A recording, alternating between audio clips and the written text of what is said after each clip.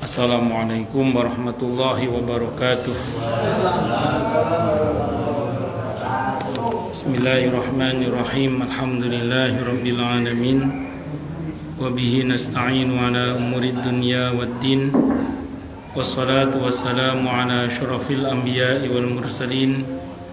Sayyidina wa habibina wa syafi'ina wa qurrati a'yunina wa maulana Muhammadin wa ala alihi wa ashabihi wa dzurriyyatihi ajma'in, amma ba'd.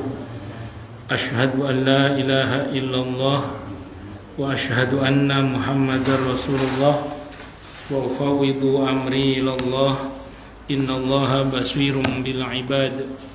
Hasbiyallahu la ilaha illa huwa alaihi tawakkaltu wa huwa rabbul arsyil azim.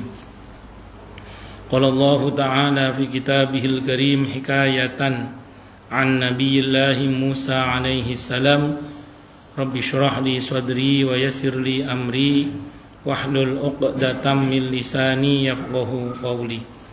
Para alim, para asatid, para sepuh, para bini sepuh, para tokoh masyarakat, ini kedatangan tamu para santri saking Temboro, Al-Fatah Temboro nggih.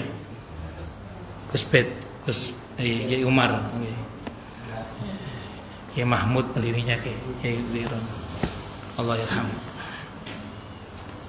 Semoga panjenengan semua, kita semua, semoga selalu dalam naungan rahmat, barokah, perlindungan serta bimbingan Allah Subhanahu wa taala. Amin Allahumma amin insyaallah.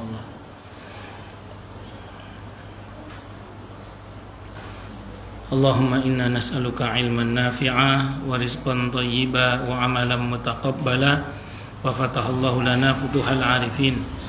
Allahumma inna na'udzubika min ilmin la yanfa' wa amalin la yurfa' wa qalbin la yakhsha' wa du'a la yusma'. Allahumma ati anfusana taqwaha wa zakkiha anta khairu man zakkaha anta waliyuha wa maulaha. Amin Allahumma amin insyaallah. Masih melanjutkan kajian kita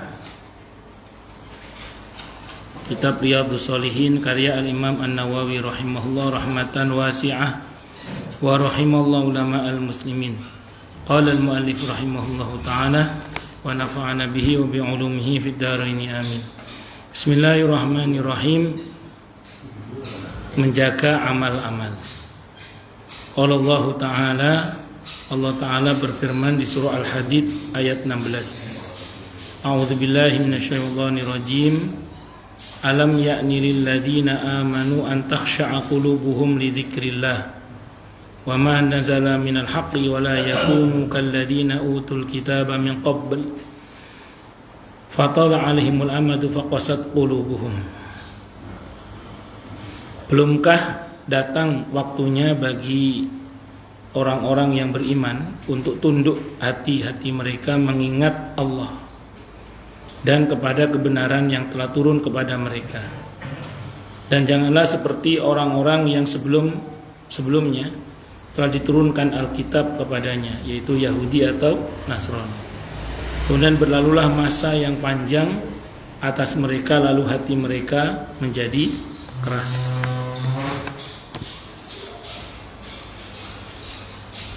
Jadi dari Nabi Isa ke Nabi Muhammad SAW itu ada masa yang cukup lama. Ada masa yang cukup lama.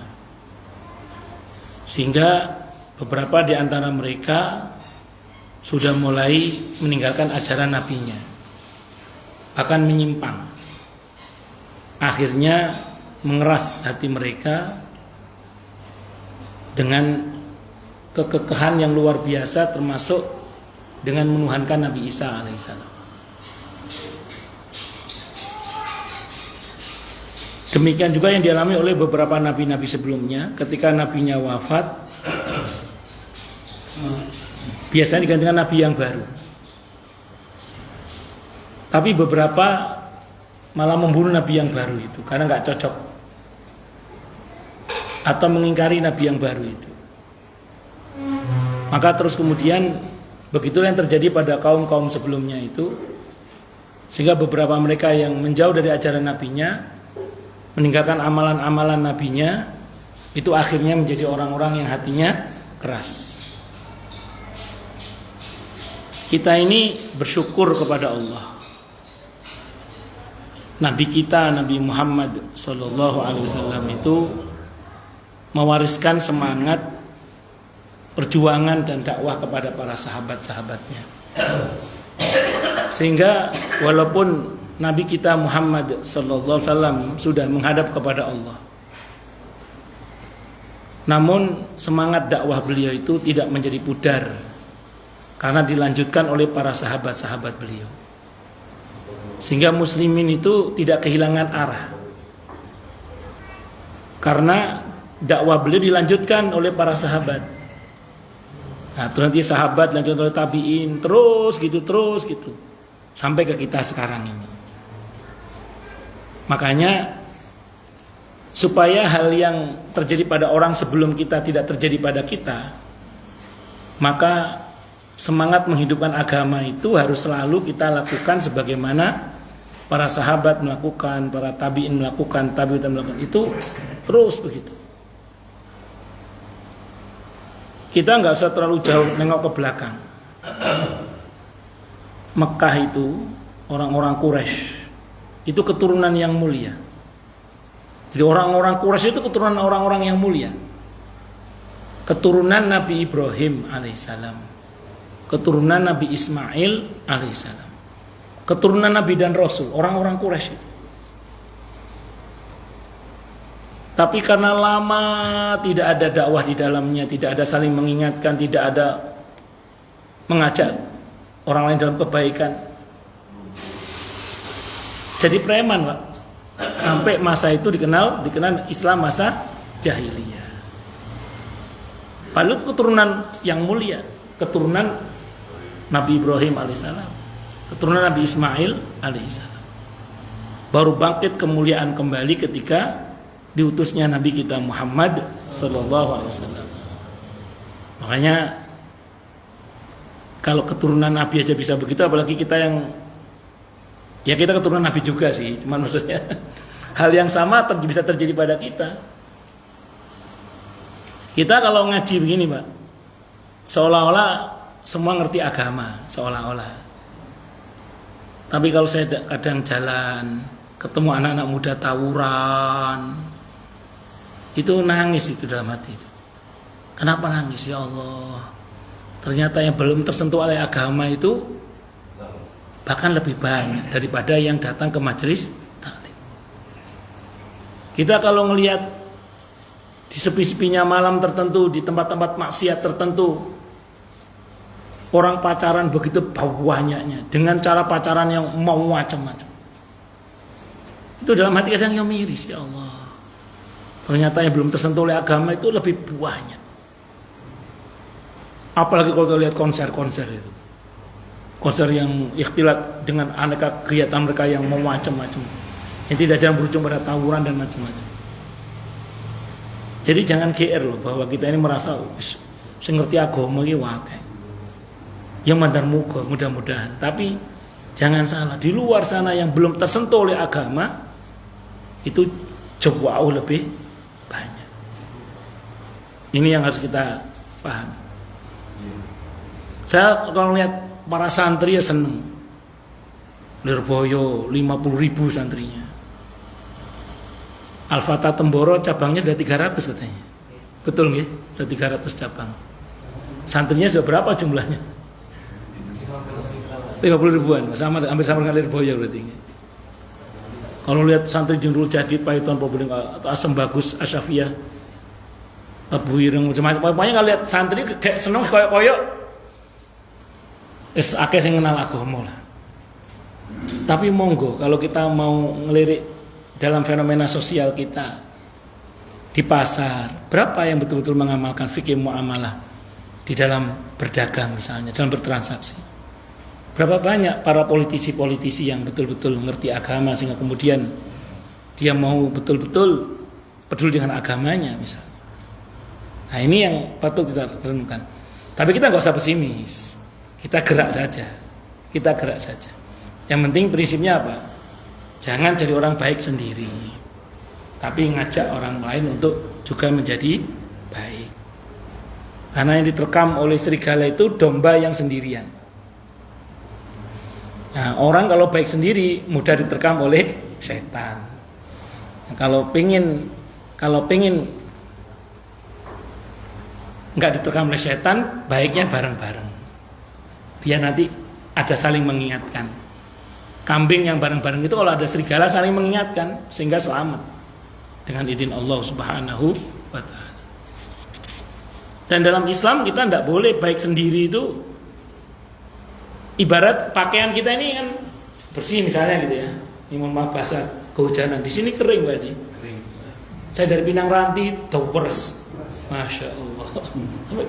Pakai jas hujan deh. Kenapa? Nggih Pinang Ranti Taman Mini. Taman Mini. Nggih Kampung Duku. Nggih arah napa? Nggih ta. Memang kalau terus nanti ke Condet ya kalau terus nggih.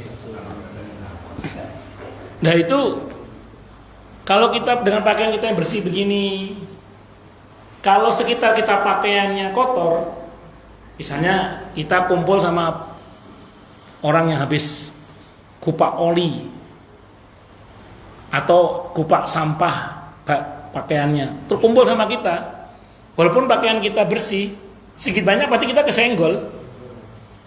Paham nggak? Kita baik sendiri, tidak ngajak-ngajak yang lain untuk baik, sehingga yang lain tetap dalam ketidakbaikannya. Itu sedikit banyak kita pasti kesenggol kotornya gitu maksudnya.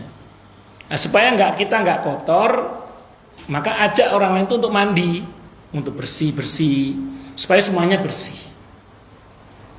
Ini bukan soal bicara pekerjaan bukan, tapi soal apa namanya analogi mawon. Jadi kalau kita kumpul sama orang yang sama-sama bersihnya kan enak, sama-sama bersih. Kalau ada yang kotor, kita ajak untuk mandi supaya bersih juga, supaya nggak ngotori yang lain. Ini bukan bab kita merasa bersih, bukan. Ini babnya ngajak-ngajak untuk bareng-bareng bersih. Nggak boleh juga kita merasa, saya sudah bersih, nggak boleh juga. Tapi paling nggak ada kesadaran untuk ngajak bareng-bareng bersih. Paham nggak? Nah itu insya Allah. Jadi kita diingatkan jangan kayak kaum sebelumnya yang menganggap dakwah itu hanya tugas para nabinya. Sehingga begitu para nabinya nggak ada, mereka nggak berdakwah lagi, nggak ngajak orang dalam kebaikan. Akhirnya tadi Bani Ibrahim, Bani Ismail sekalipun bisa jadi preman. Kenapa? Karena tidak ada dakwah di masa itu, sehingga jadi masa namanya masa jahiliyah. Allahu Akbar. Nah, ayat ini mengingatkan kita untuk begitu. Dan beramal dengan teman dengan tidak punya teman itu beda. Teng pesantren ngapalin Quran gampang insyaallah nggih. Kenapa banyak akeh koncone? Banyak temannya nggih. Ibadah bareng-bareng itu gampang insyaallah. Kenapa? Banyak temannya. Jadi kalau frekuensinya sama enak. Yang repot kan kalau sendirian. Nggih. Bareng-bareng bisa saling menyemangati, bisa saling mengingatkan. Konon Allahyarham Kiai Mahmud itu dawuh, aku sengaja gawe pondok iki supaya aku ana kancane, ngaji ana kancane, ibadah ya ana kancane, wiridan ya ana kancane. Aku iki gawe pondok golek kanca jane. Cari teman kata beliau. Cari teman. Dan memang kalau ada teman sama tidak punya teman itu beda. Allah Akbar.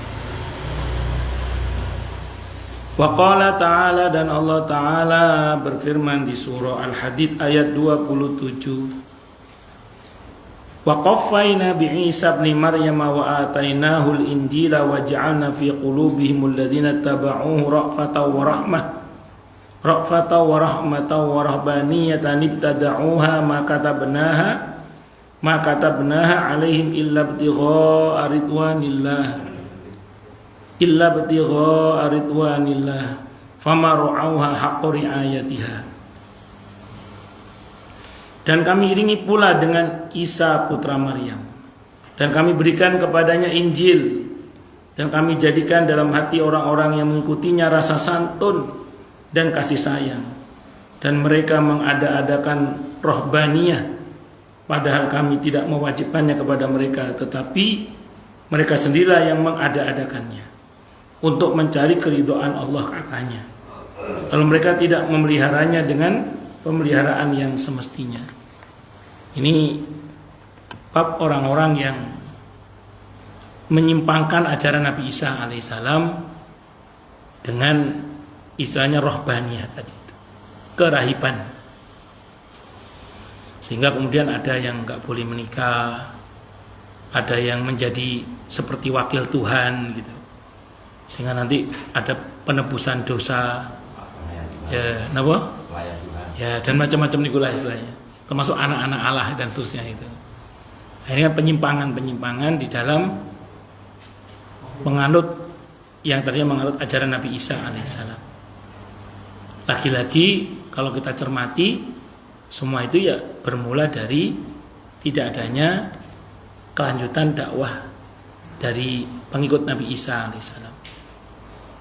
Kalaupun ada, ya tadi nggak banyak, dan kalaupun ada terus kemudian sebagian mereka dibunuh, itu seperti itu.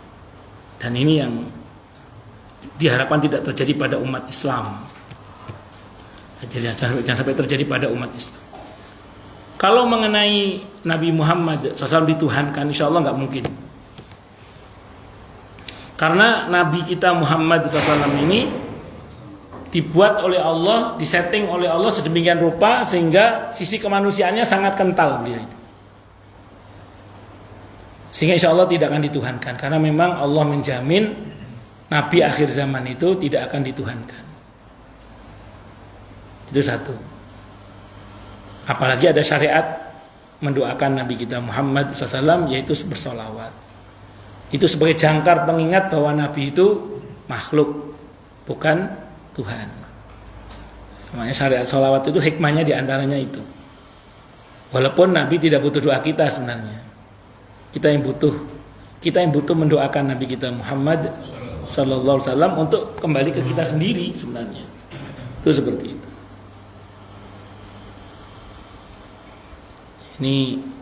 Jadi ini fenomena orang-orang yang mengkhianati dakwah nabinya, dan kita tidak boleh seperti itu.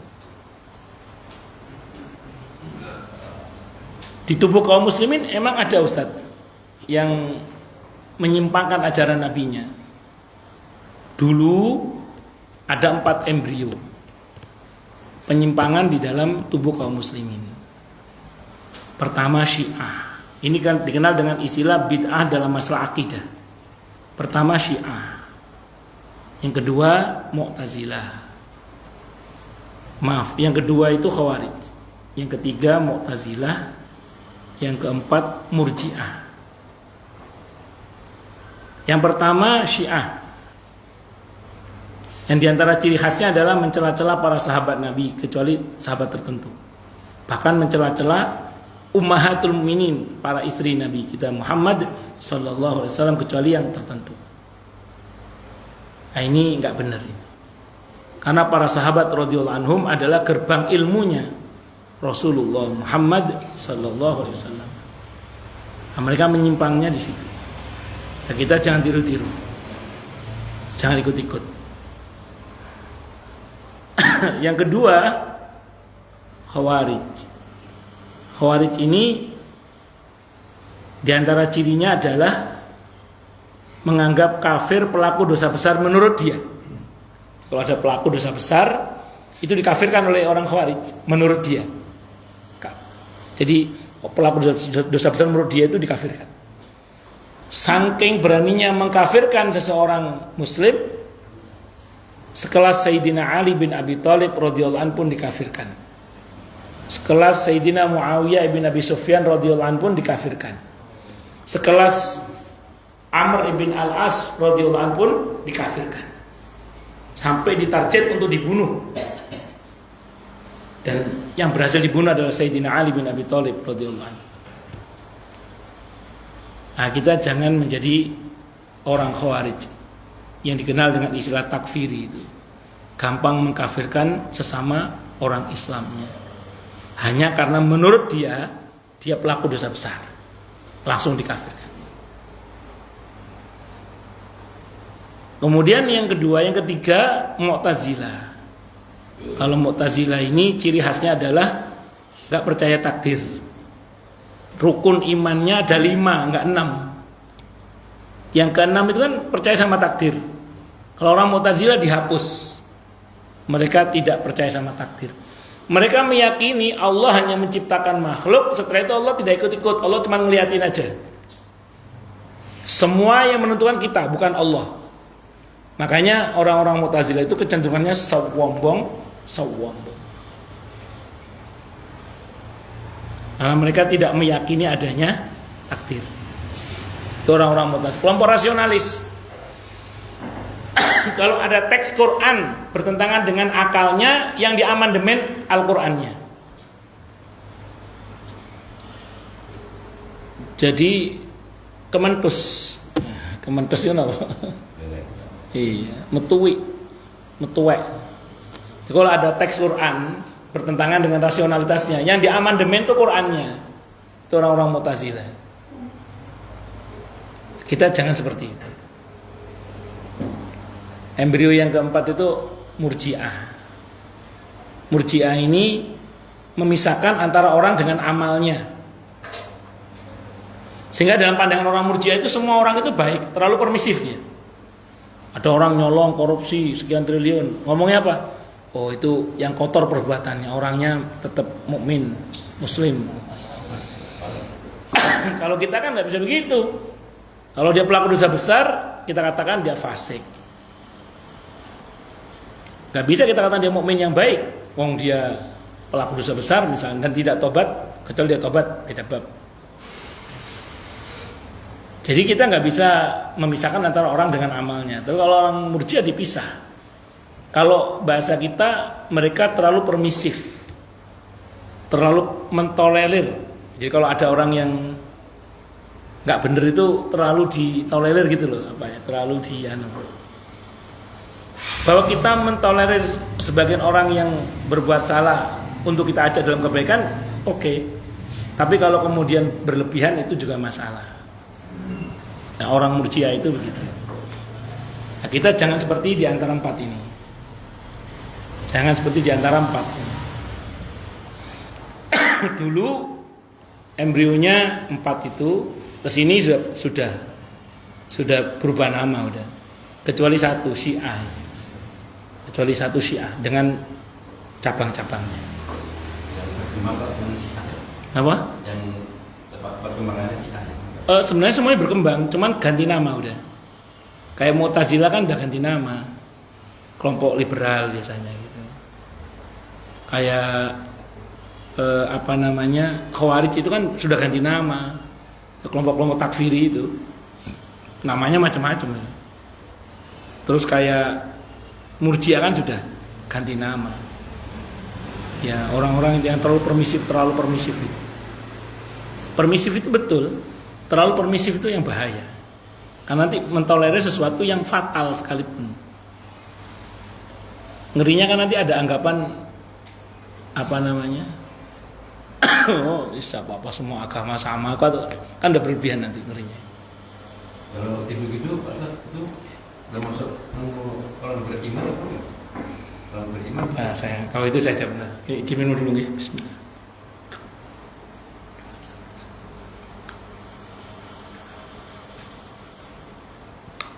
Saya baca dalam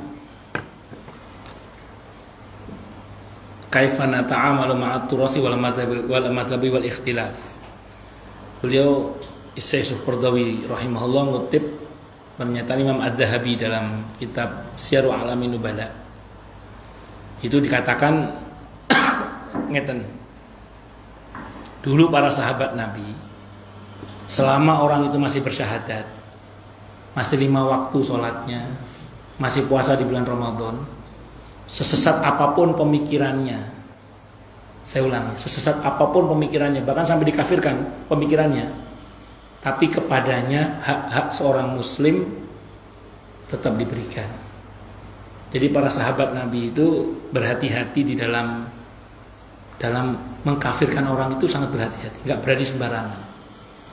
Makanya selama mereka masih bersyahadat, masih 5 waktu sholatnya, masih puasa di bulan Ramadan, kepadanya walaupun pemikirannya disesatkan, bahkan sebagian dikafirkan pemikirannya, tapi kepadanya hak-hak seorang muslim masih diberikan. Nah, Imam Bukhari ini dari 280 sekian guru beliau yang diambil hadisnya, itu nggak semuanya ahlu sunnah itu. Ada yang Mu'tazilah, ada yang terindikasi berpaham di antara 4 itu. Imam Bukhari itu tidak ada masalah kita ambil riwayatnya selama memang dia thiqah. Itu berarti masih diakui sebagai seorang yang Islam. Karena ciri ahlu sunnah itu tidak mudah mengkafirkan. Kalau mudah mengkafirkan nanti nggak ada bedanya dengan yang khawarij tadi itu. Nggih, ngoten nggih, Pak Haji. Ngoten. Kalau saya tanya, si A sesat, nanya saya. Nah, kalau nanya ke saya, bahwa nanti itu Pak Ustaz. Oh. Itu kalau nggak iman mengenai hukum Islam, belum iman, itu kan itu sesatnya itu kan. Bahkan kalau kita bicara pemikiran, Pak Haji, bisa jadi beberapa pemikiran sampai dikafirkan oleh para ulama, pemikirannya tapi orangnya selama dia masih bersyahadat, masih 5 waktu sholatnya, masih puasa di bulan Ramadan, kepadanya hak-hak seorang muslim masih diberikan. Itu sikap para sahabat. Kata Imam Ad-Dhahabi dalam kitab Syiaru A'lamin Nubala. Saya baca kutipannya dalam kitab Kaifan Nata'amalu Ma'at Turasi wal Madhabi wal Ikhtilaf karya Syekh Yusuf Qaradawi rahimahullah. Pun intinya kita jangan gampang mengkafirkan orangnya. Kalau pemikirannya saya kayak Mu'tazilah, ya sesat, nggak percaya sama takdir. Tapi apakah terus kemudian personnya kita kafirkan? Tunggu dulu. Nah, inilah bedanya ahlu sunnah dengan bukan ahlu sunnah. Ahlu sunnah itu hati-hati. Tapi kalau ahlu sunnah, kenapa terus? ya itu maksudnya ini saya mau menyunnah itu barang dia mengkafirkan bid'ah kan dia kan nyunnah itu. Sebenarnya istilah nyunnah itu benar sebenarnya. Kalau dipahami dan dilakukan dengan cara yang benar juga. Nah, yang bahaya itu adalah dohirnya mempropagandakan sunnah, tapi di dalam hatinya ada kesombongan Fir'aun. Nah, itu yang jangan sampai terjadi. Jadi kalau bahasa sederhananya, nyunnah itu benar, tapi nyunnah lahir batin. Nah, lahir batin. Nggih. Lah kula nate ngomong ngeten. Istilah bid'ah itu ada. Istilah kafir itu juga ada. Tapi mudah membid'ahkan itu masalah. Mudah mengkafirkan itu masalah. Itu aja sih. Salah itu ada, tapi gampang menyalahkan itu salah. Sesat itu juga ada, tapi mudah menyesatkan itu juga masalah. Jadi jangan gampang maksudnya. Dan memang saya pernah dengar penjelasan, kalau saya nggak salah perkataan Ibnu Jauzi, munculnya fenomena orang-orang yang sangat peduli zahirnya dengan sunnah, sementara hatinya ada kesombongannya Fir'aun. Ya, jadi hatinya ada kesombongannya siapa? Fir'aun. Nah, itu yang tidak diharapkan begitu itu. Yang diharapkan adalah lahir batin nyunnah. Ngeten nggih? Allah Akbar. Wa qala ta'ala wallahu a'lam bishawab. Mau break adzan dulu nopo tanya jawab? Mau break adzan dulu? Oke. Break adzan dulu nanti tanya jawab.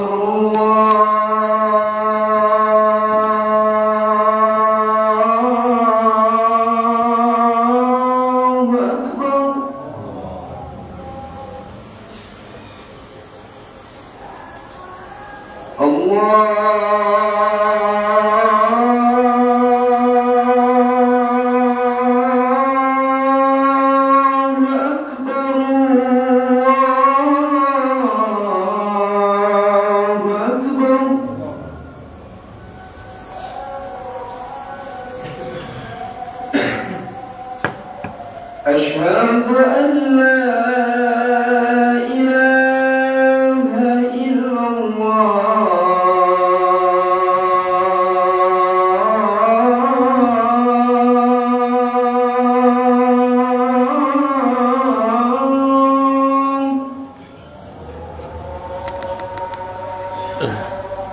أشهد أن لا إله إلا الله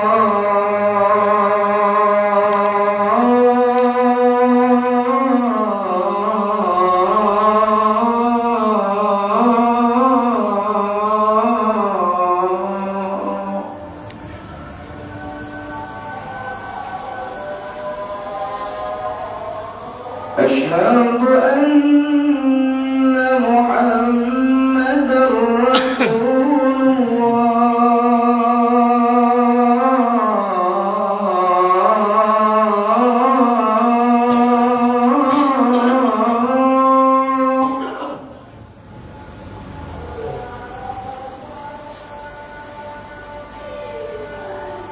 أشهد أن محمدا رسول الله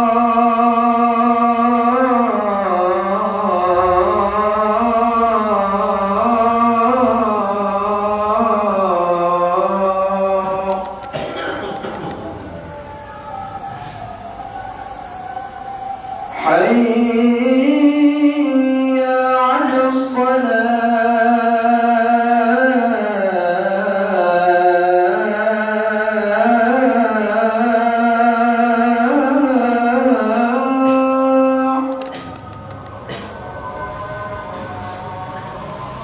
حي على الصلاة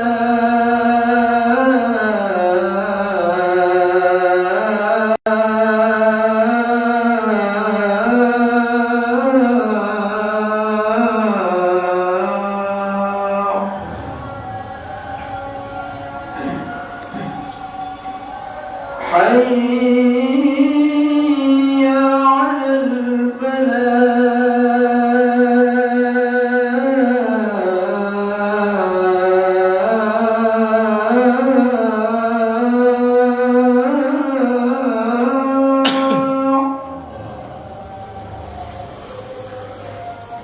حي على الفلاح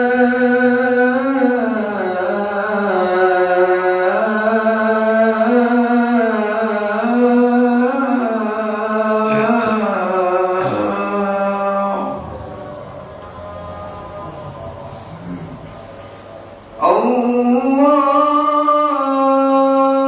أكبر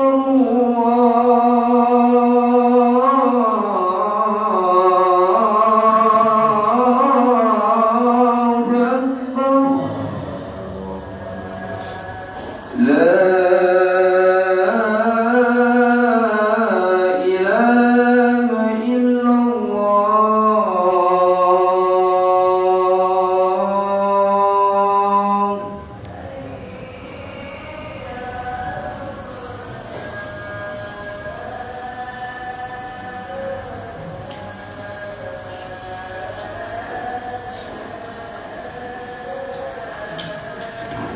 Jadi monggo silakan yang mau tanya protes marah boleh. Monggo. Monggo silakan. Iya monggo. Waalaikumsalam warahmatullahi wabarakatuh. Mengenai kata-kata sholat Pak Ustaz. Kalau kita sholat, samping saya itu ada anak kecil. Ada anak kecil kan geraknya kan kadang-kadang gatal-gatalan Pak Ustaz. Iya. Itu kalau kasih kode itu kita pada waktu sholat boleh nggak atau kita ibu kakinya atau kita colek kepalanya itu apa kita diemin aja kok kita kasih kode itu Pak Ustaz. Malah dia Iya. Di dalam fikih itu ada istilah menjaga kemaslahatan sholat. Untuk menjaga kemaslahatan sholat itu kadang gerak agak banyak, itu tidak membatalkan sholat. Saya ambil contoh dulu nih, jenengan pas sholat HP bunyi pas jamaah, ringtone-nya dangdut koplo misalnya, kan ganggu nih. Nah, terpaksa jenengan ambil dengan banyak gerak berarti kan, tapi itu untuk kemaslahatan sholat. Insya Allah itu dimaafkan, tidak apa-apa, tidak membatalkan. Tidak, belum, nanti ke situ. Nah, itu namanya untuk kemaslahatan sholat. Pertanyaannya ngeten sami, arek cilik niki ganggu napa mboten? Karena ada model anak kecil itu yang ramenya itu orang jamaah itu maklum, nggak ngereken, wong nggak boten ngereken arek cilik niki. Nah kalau sekiranya dia tidak mengganggu, nakal itu gak ganggu, wajar lah ngoten nggih. Iki kesane mawon. Boten usah ndak usah. Kecuali dia mulai beraksi yang mengganggu. Sarunge wong tua dipelorot-pelorot misalnya ngoten, misalnya. Nah, yang begitu itu diingatkan enggak apa-apa, tapi jangan pakai ngomong. Ya misalnya dipegang misalnya. Atau cekel gendong juga betul apa? Digendong atau apa? Digendong. Jadi dipegang gendong. Kayak Nabi kan pernah gendong cucunya untuk sholat itu boleh. Itu namanya untuk kemaslahatan sholat. Anak-anak cuma gini.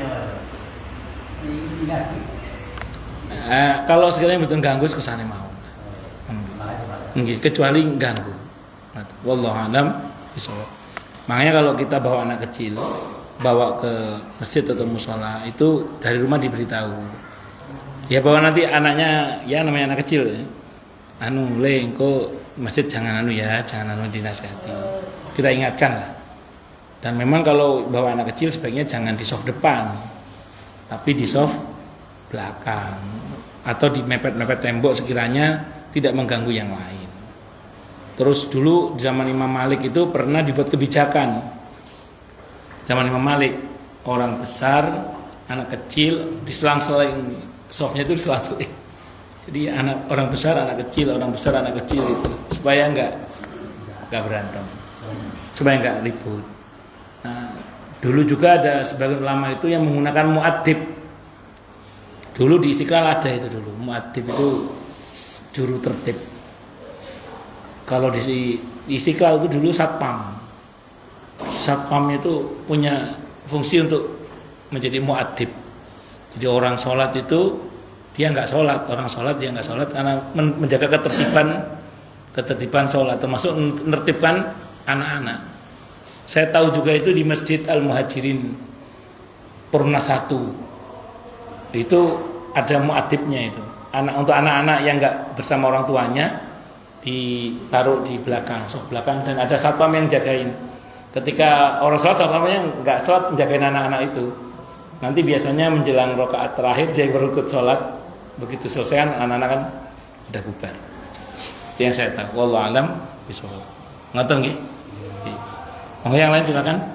Kadang-kadang ada Ustaz. Jadi dalam sholat anak kecil muter. Jadi kita nggak merasa terganggu itu.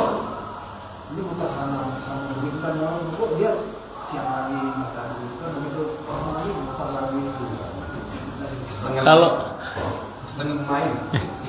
Kalau itu cucu jenengan, tangkep aja langsung gendong. Bukan. Kalau anak orang takutnya nanti ribut sama bapaknya nanti. Ya, ada masjid tertentu itu tulisannya gini. Saya pas sholat di Masjid Al Falah Surabaya, ada tulisan gini di luar itu. Anak di bawah 5 tahun dilarang dibawa masuk ke dalam masjid. Anak di bawah 5 tahun dilarang dibawa ke dalam masjid. Jadi kalau dia sholat ada tempat khusus di emperan di sebelah nggih sama orang tuanya supaya nggak ganggu jamaah yang lain itu. Apa? Niat berjamaahnya nggak bisa. Ya tetap terhubung. Cuman dia di serambi masjid, bukan di ruang utama. Di serambi karena dia bawa anak-anak. Tidak apa-apa. Jadi dia di serambinya, di emperannya masjid, serambinya masjid. Kan berarti ada ruang utama, ada serambinya kan. Ya dia di serambinya. Kalau di Perumna 1 itu di soft belakang. Ada khusus untuk anak-anak itu. Yang nggak bareng sama orang tua. Kalau sama orang tuanya sih nggak apa-apa.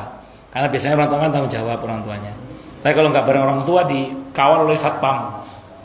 Nah itu satpam yang menertibkan anak kecil itu namanya mu'adib namanya. Juru tertib. Saya pernah khutbah Jumat di Al-Furqan Jatiunggul. Itu ada orang-orang berseragam. Fungsinya menertibkan anak-anak yang sholat Jumat itu. Nggak ngomong, cuman ditertibkan. Mereka gerak tapi nggak ngomong, ditertibkan anak-anak itu. Dia pakai seragam juru tertib. Mu'adib itu ada biasanya. Wallahu a'lam bishawab. Kalau di Baitul Jihad Kemang Pratama 2 itu, kalau terawih tapi khusus untuk anak-anak ditaruh di aula. Isinya anak-anak tok, pokoknya terawih sendiri. Jadi salat Isya dan terawih sendiri anak-anak itu. Khusus anak rame ya, tapi jenis anak-anak. Ada ustadz-ustadzah yang mengawal mereka. Nah, ustadz-ustadzah yang mengawal mereka itu namanya mu'adib. Orang tua steril dari anak-anak di masjid utama. Jadi kalau mereka bawa anak-anak sudah taruh di aula. Anak-anak sholat bareng sama teman-teman kecil-kecilnya, ada ustadz atau ustadzah yang menemani mereka, dikawal. Itu di Kemang 2 itu. Wallahu a'lam bishawab. Tapi ini Pak Ustaz, kalau ada anak-anak fisik belum sholat itu, tapi kadang-kadang orang tua suka cari menang sendiri. Maksudnya begini Pak Ustaz, orang tua juga bilangin anak teriak-teriak di dalam masjid, itu juga ada itu Pak. Itu begini bagaimana itu? Ya. Kata saya sholat. Ya intinya semua harus belajar. Intinya semuanya harus belajar. Wong tuane kudu sinau, belajar, anaknya juga harus belajar. Ya kadang model orang itu macam-macam, Pak. Pak Giati nggih. Ya. Kalau Pak Giatno jenengan nggih. Jadi kadang orang ini macam-macam. Nggih, kalau jenengan cukup punya nyali mengingatkan, diingatkan. Kalau nggak langsung, paling nggak kapan hari lah. Cuma kayaknya apa ini Pak? Apa ada marbotnya. Jadi kita Marbot aja diingetin. Udah. Oh. Marbotnya nggak nurut. Oh gitu. Cuma aja juga nggak. Itu jadi nanti kalau orang tua kalau menurut pribadi saya kita nggak cocok begitu kalau kalau saya.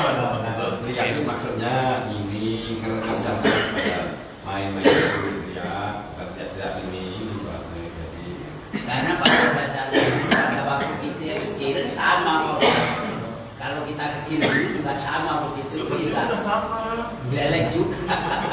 Bersyukurlah, ada yang mengatakan gini, bersyukurlah pada Allah kalau masjid itu masih ramai dengan anak-anak, berarti kedepannya masih ada harapan masjid itu makmur. Satu, tapi tetap anak-anak harus diajari adab di dalam masjid. Karena itu kewajiban orang tua mengajari anak adab di dalam masjid. Jadi kesalahan anak itu ada yang boleh dibiarkan, ada yang nggak boleh dibiarkan. Karena kalau kesalahan anak itu dibiarkan, itu sama dengan kita membiarkan dia salah sampai hari tuanya. Makanya anak harus diajari adab juga. Nah, memang butuh proses. Sebagaimana dulu kita pengen dimengerti, anak-anak juga pengen dimengerti. Sekedar sabar ngoten mawon. Karena pesan saya gini, jangan sampai wajah masjid itu serem bagi anak-anak, sehingga anak-anak malah jauh dari masjid. Jangan sampai. Tapi tetap anak-anak harus diajari adab kalau ke masjid. Berproses mawon, bertahap mawon. Masalahnya ini Pak Ustaz. Kan marbotnya udah saya kasih tahu. Maksudnya anak itu sebelum masuk duduk aja. Terus nggak usah teriak-teriak, nggak usah itu. Jadi nanti orang tua itu juga diam, tidak semua meriakin anak mau terus diam. Gitu. Kadang-kadang orang tua juga nggak tahu diri. Kadang-kadang ikut teriak, suruh anak itu diam. Terus marbotnya diam aja sekarang. Ya udah ganti marbotnya aja nggak apa-apa nanti. Iya. Udah saya kasih tahu Pak Ustaz. Nggak dijalankan. Nggih, ditunggu mau, nggih. Ditungak mawon pun. Ditungak mawon. Monggo yang lain silakan kalau ada. Jawab ya. Kita tutup dengan hamdalah. Alhamdulillahirabbil alamin. Semoga kajian kita bisa bermanfaat, mubarakah fi dini wa dunya wal akhirah untuk kita, keluarga kita dan seluruh umat Islam semuanya, dan mudah-mudahan kita semua dijadikan oleh Allah sebagai orang-orang yang sukses dunia akhirat, selamat dunia akhirat, bahagia dunia akhirat, dan dipermudah setiap urusan kita oleh Allah fi dini wa dunya wal akhirah. Semoga Allah limpahkan hidayah selalu untuk kita. Semoga Allah tingkatkan selalu hidayah untuk kita, dan semoga Allah berikan hidayah untuk siapapun yang melihat kita. Subhanakallahumma bihamdika asyhadu an la ilaha illa anta astaghfiruka wa atubu ilaik. Sallallahu alaihi Muhammad wa ala alihi wasallam. Saya mohon maaf. Wassalamualaikum warahmatullahi wabarakatuh.